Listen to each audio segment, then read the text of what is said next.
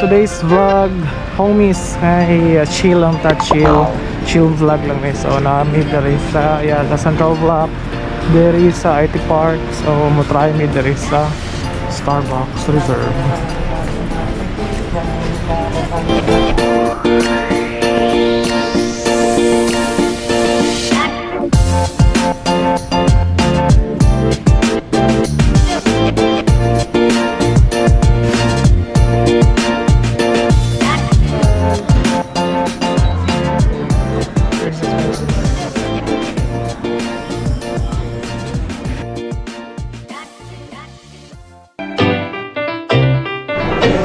Sila yung mga pack nga mga coffee, baligya dere, espresso. Pero dili ko sure kung local coffee niya. Ano say local coffee kana gikan dere sa tuwa dito produce harvested sa Pilipinas. So na sila ay mga mugs. So nindot ni no kung pangkuan ba regalo sa Pasko. Okay. Gift ideas guys. So ari mo dere kung ganahan ang inyong tagaan og mga Starbucks nga products. Ano sila dere? Klase mga dito sa Pikas. Natin sila pang tea. And so nasa yung Philippine series na nasa yung mga Philippine series ng mga mugs at na yung mga gamay nasa yung dagpo.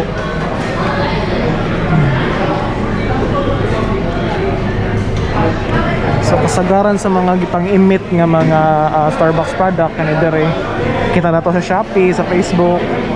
So kung ano mo mga legit ambot lang kung particular mo basta na ni siya dere. Kung sa kalainan na nila sa Starbucks nga reserve naman siya mga manual nga press dire like siphon, Chemex, and kani B60. Mo na itong i-order later. Magkuanta? Lahi-lahi. So muna yung kalainan sa reserve. Oh, unlike ang Starbucks na kanang kuan siya, kanang yung atara ba? Why did you have to pour hot water? Paano siya tawag mo na to prime para ma-prepare ang imuhang equipment into the temperature for brewing. So dapat hot siya. Dili siya cold. Yung effect man ng temperature when you do the brewing. So one thing na nakalahi dari guys kay makapili ka unsa nga beans ang atong dito. The Chemex nga filter. So nasa yung ka folds. So compared to our pour over, so this one is much more thicker nga filter. Makakita taon sa nila pag buhat, pag brew sa imuhang dipili nga seeds. First, what I'm going to do is to pre-wet the equipment or the paper. So in this part, I am removing the paper taste from your coffee. So what I have to do is to wet lang yun all of the paper filter ni mga side.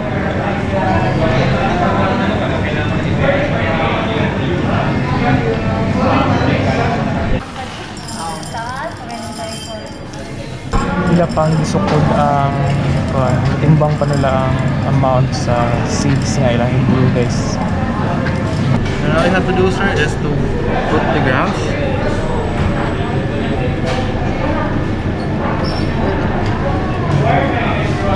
There you go. So kani guys mo ni ang siphon. Ambot laylahi sila og pamaagi sa pag-brew sa coffee. So kani mo siya og manual gamitan og paper. Kani kay bottom sound. With the Chemex, we are extracting our flavors from coffee with time. because dugay man kay ni mahuman na brewing method.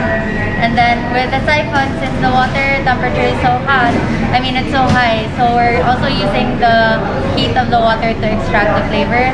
So when it comes to brewing with the Chemex, we usually take around 4 to 5 or maybe even up to 7 minutes for the Chemex brewing method, and then si siphon kay 1 minute 30 seconds na siya.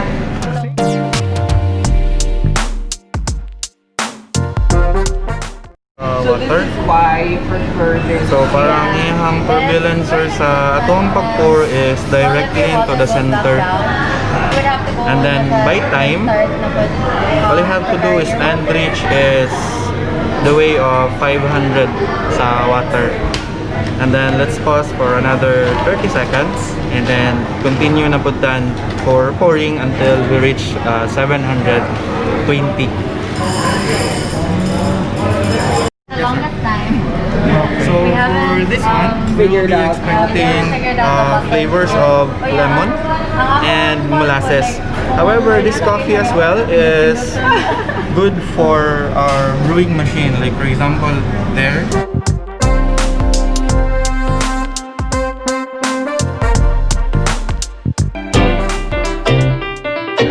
So muna ni guys ang Zambia nga seeds, Zambia from South Africa.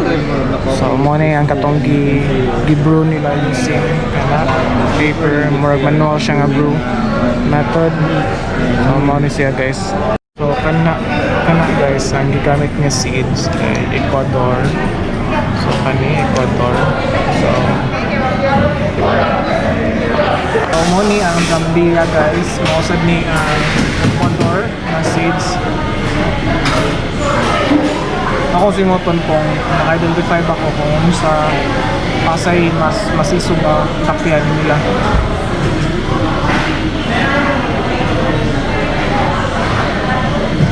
So para na ko si Zambia ang mas isog. Ambot lang ko akong pilawan.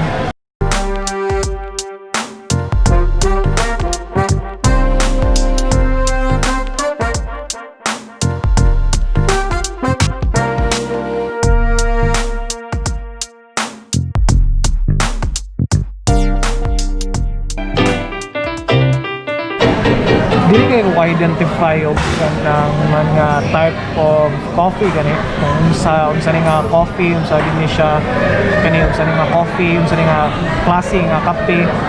Ang ako ra gyud nga mo inom lagi ko kape. Pero ato lang yung gisuwayan mo tang nata diri sa Starbucks Reserve, di mo kay ko tig sulod og mga Starbucks daw no. Ako ra jung nasudlan ka ng mga local nga mga coffee shop sa diri sa Cebu.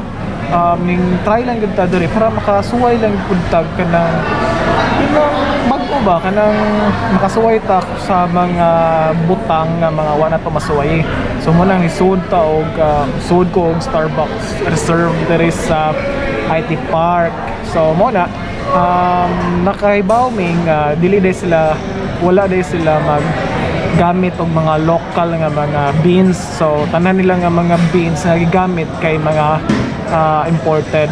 So nindot ang datong bisan gamay naon ta sila ikon ba gamit na sila kana local beans na gi-produce o gi-harvest diri sa Pilipinas, just like just like Boss, Coffee Bean, hinoon kay mga homegrown nga mga coffee shop na sila. So murag okay ra. Ang Starbucks murag ilag yung gi-maintain siguro ang ilahang kuan ba, gi-maintain nila ilahang quality, ang ilang branding gi-maintain nila mo na nga di sila mo gamit og local nga mga beans. And mo to atong na-learn nga quite pricey siya sa